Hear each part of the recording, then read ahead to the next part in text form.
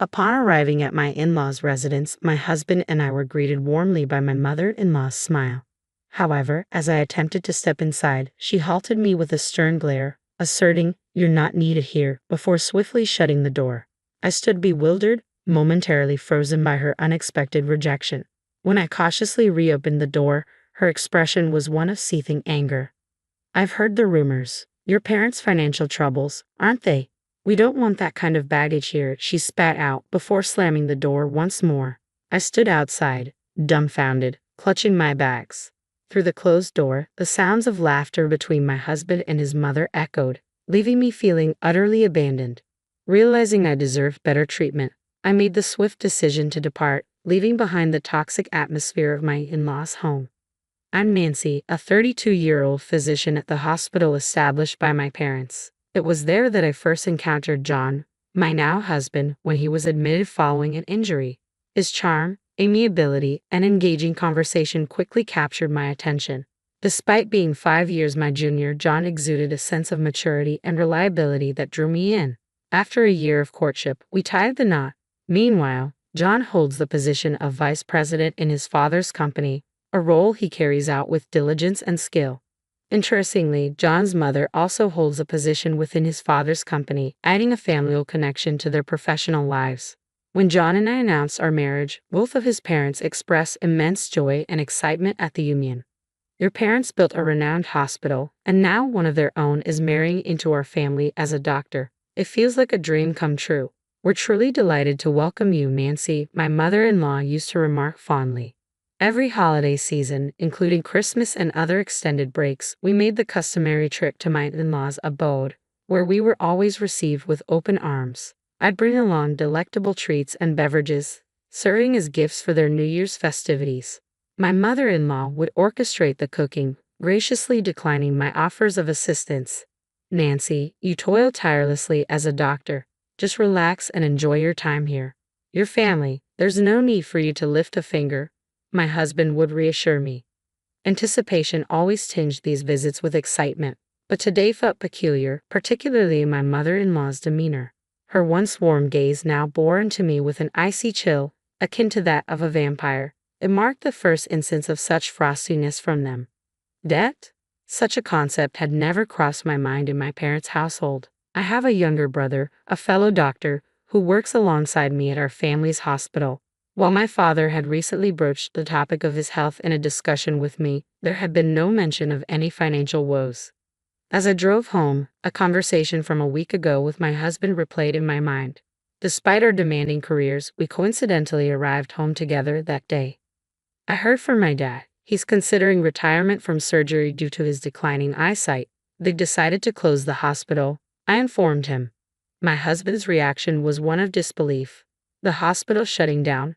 Could it be due to debts or something?" he questioned, visibly startled. "I'm not certain about debts, but they're discussing selling the hospital property. So, it looks like you won't be continuing your work there, and I might take a break for a while," I explained, before an emergency call from the hospital abruptly interrupted our conversation. "We'll have to pick this up later," I hastily added, realizing there was little time to spare. Later on, my husband justified his prolonged absences by citing work commitments, leaving us with scant opportunities to connect due to my night shifts. I suspected he may have embellished our conversation, perhaps implying to his parents that my family's hospital closure was linked to financial troubles and my involvement in resolving them. However, the frigid reception from my mother-in-law remained unfathomable. Lost in contemplation, I was en route home when a ringing phone from my bag jolted me from my reverie. Locked out by my mother-in-law, I had inadvertently driven off with my husband's belongings still in the car.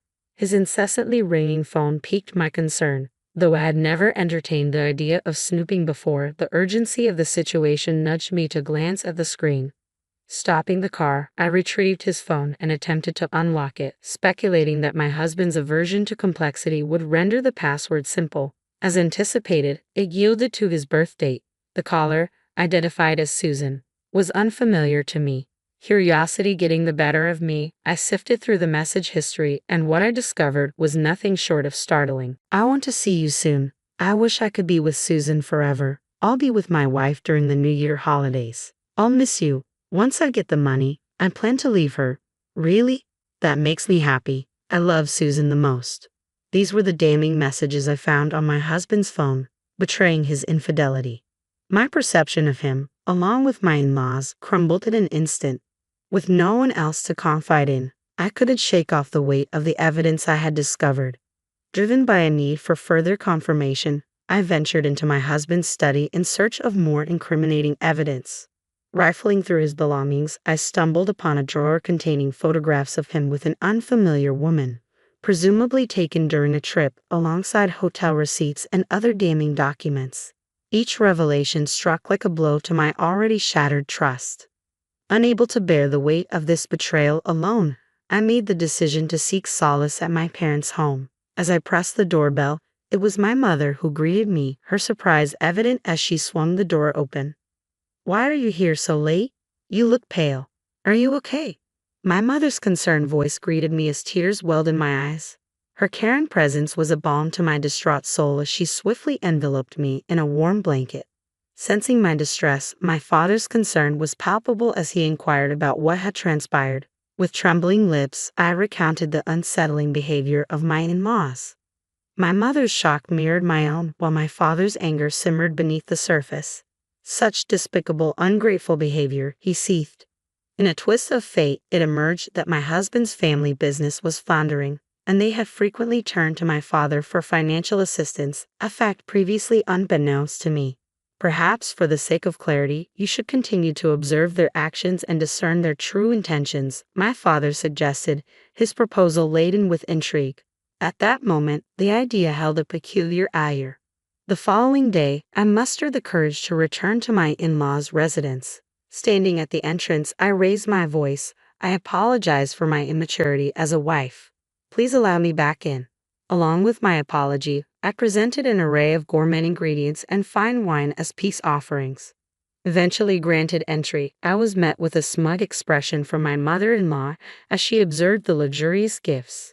Behind her, both my father-in-law and husband greeted me with icy stares. "We extended kindness to you under the assumption of your prestigious familial background. However, now that we're aware of your family's financial struggles, you'll need to exert yourself as a diligent wife," my mother-in-law declared, her words laced with disdain. Acknowledging the situation, I braced myself for the relentless mistreatment that followed. "Come on, get moving. Start cooking," she commanded, pushing me towards the kitchen. With the ingredients I had brought, I diligently prepared dishes and served them to my father-in-law, mother-in-law, and husband, who eagerly dug in. "Hey, we need more wine. Hurry up and fetch another bottle. You're so careless. Is this all you've prepared? You might be a skilled doctor, but you're utterly incompetent as a homemaker." They grumbled yet devoured every last bite.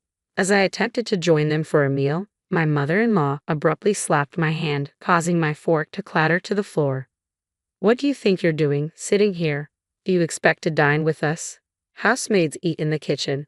So now I'm just a housekeeper," I retorted incredulously, my voice trembling with disbelief. "How dare you speak to me like this, John? Especially when your family's fortunes have dwindled. Is that how you truly feel? And you, Nancy, with your arrogant demeanor. I've always despised it, but I tolerated it under the illusion of your family's wealth. Listen to your mother. I'll keep you around as nothing more than a housekeeper." John's words cut through me like a knife, shattering any lingering hope that his behavior was merely a facade. Realization dawned upon me. My husband's callous behavior was his true nature all along. Left alone in the cold kitchen, I resigned myself to eating the leftover scraps and facing a mountain of dirty dishes. "Save water and wash in cold," they instructed, a cruel directive that felt particularly harsh in the biting winter cold, causing my entire body to tremble uncontrollably. When night fell, my mother-in-law pointed towards a frigid shed devoid of any warmth or comfort. "Where's the bed?" I questioned, hoping for at least a semblance of decency. "What? You expect a bed?" she scoffed. "There are some old towels and cardboard in the shed. Make do," she replied callously, leaving me to confront the harsh reality of my situation. Recognizing their true colors, I discreetly recorded their abusive tirade. With nothing left to bind me to that toxic environment, I resolved to leave that house for good. That night, as I shivered in the freezing shed, my anger towards my father-in-law, mother-in-law, and husband served as my only source of warmth. "I'll never forgive them. I vowed, my determination burning brighter than the biting cold. In the dead of night, after they had succumbed to drunken stupor, I silently slipped away and drove back to the sanctuary of my parents' home. As I awoke to a new day and began packing my belongings, the door burst open, and my mother-in-law and husband barged in. Do you think you can simply abandon your duties without even preparing breakfast? How dare you leave your husband behind? Their accusatory glare sent a chill down my spine. It seemed my father-in-law was absent, but my husband and mother-in-law had no qualms about continuing their onslaught of disdain. I am finished with both of you, I declared, my voice trembling with resolve. How dare you speak back to your mother-in-law and husband? You were even more insufferable than I had imagined. If you wish for a divorce, so be it. But remember, if you initiate it, you will be the one paying compensation. Perhaps you can consider selling off the hospital's land. It should fetch a handsome sum. We'll take that, my father-in-law retorted coldly, his words dripping with malice. Though I had intended my words to be sarcastic, my husband merely smirked, believing he held the upper hand. To my dismay, he flung a paper in my direction. It was a pre-filled divorce application. If you refuse to comply with my demands, I will not hesitate to use this, he threatened, brandishing the document. Very well, this clarifies things for me, I replied calmly, though my heart was heavy with disappointment. What? Did you expect me to plead with you to stay, burdened with a hospital on the brink of bankruptcy and drowning in debt? I have no choice but to hold on to you, isn't that right? My husband's misconception of my intentions left me speechless. While it's true that my father retired and closed down the current hospital, we have plans to relocate to a new facility near the train station. Both my brother and I will continue our work there, with me serving as the director. Contrary to what you may have heard, we are far from being in debt. In fact, we possess more than enough assets to sustain us comfortably, I explained calmly, watching as my husband and mother-in-law's faces drained of color. This cannot be true. You deceived me, my husband stammered, his voice tinged with disbelief. I attempted to clarify, but you refused to listen and instead jumped to conclusions. So your family is still affluent, is it? Then what? My mother-in-law interjected anxiously, her panic evident. Can we just forget everything that transpired yesterday and today? After all, we've always been on good terms, haven't we? She pleaded, attempting to brush aside the events of the past few days. Her sudden change of heart struck me as laughable after enduring such insults. I'm astounded that you would spew such vile abuse at me and then have the audacity to ask me to forget it all. Remember, according to you, I'm just the housekeeper, right? I retorted, my tone laced with bitterness. No, it was all a misunderstanding. Please, let's just move past this, my husband pleaded, his voice tinged with desperation. It's too late for apologies. I see through your facade now. By the way, my father will be reclaiming the $100,000 he loaned to your company, I retorted, my tone resolute. What? How did you find out about that? We don't have that kind of money, my husband exclaimed, panic creeping into his voice as he realized the magnitude of his error. Nancy, I apologize. I should have stood up for you against Mom. I promise to support you from now on, he implored, his words dripping with regret. You mean support Susan, right? I countered sharply, my patience wearing thin. How did you know about Susan? You were seeing her behind my back while pretending to work late. But I have all the evidence, I declared, displaying the incriminating photos and email exchanges on my phone. My husband's face paled as he stared at the damning evidence, beads of sweat forming on his forehead. You will be the one compensating me. Susan was just a meaningless fling I met at a bar. I'll end things with her. Please find it in your heart to forgive me, my husband pleaded, his apology accompanied by a pitiful demeanor. Tears and drool mingled on the floor, lending him an air of wretchedness.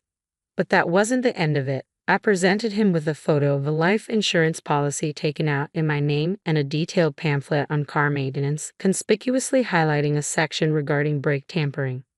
Not only did you covet my family's wealth, but you also plotted against my life. I've already informed the authorities, so your threats hold no sway over me anymore, I stated firmly, my resolve unwavering. My company is in dire straits. I need the money. Please, I beg you to help me, he pleaded desperately. Don't be absurd. From now on, all communication will be conducted through our lawyers. I never want to lay eyes on you again, I retorted coldly. As he lunged towards me, my father and brother emerged from the back room, swiftly restraining him. Pinned to the ground, he wept uncontrollably, while my mother-in-law stood by, rendered speechless by the unfolding spectacle. The house is registered under my name. I intend to sell it, so I'd appreciate it if you could vacate as soon as possible, I informed my husband and mother-in-law, who had always found excuses to prolong their stay. Eventually, my brother stepped in and firmly escorted them out. Following that, I initiated divorce proceedings. Both my husband and the woman he had been unfaithful with provided compensation. Despite his persistent pleas for reconciliation, I remained resolute. It was only when I threatened to involve the authorities that he ceased his attempts to reconcile. Through legal channels, I pursued repayment from my father-in-law's company, and the $100,000 loaned by my father was successfully retrieved. With my father-in-law's business already on shaky ground, it eventually succumbed to bankruptcy, burdened with substantial debts. Now, my father-in-law, mother-in-law, and husband reside in a modest, rundown apartment. Despite their efforts, juggling multiple part-time and day jobs, they struggle to stay afloat amidst their financial woes. Meanwhile, I have found fulfillment in my role as the director of a recently established hospital, thanks to the support of my brother. Together, we are committed to providing aid to those grappling with injuries and illnesses. I've invested in a comfortable apartment near the hospital and in relishing the independence of living life on my own terms.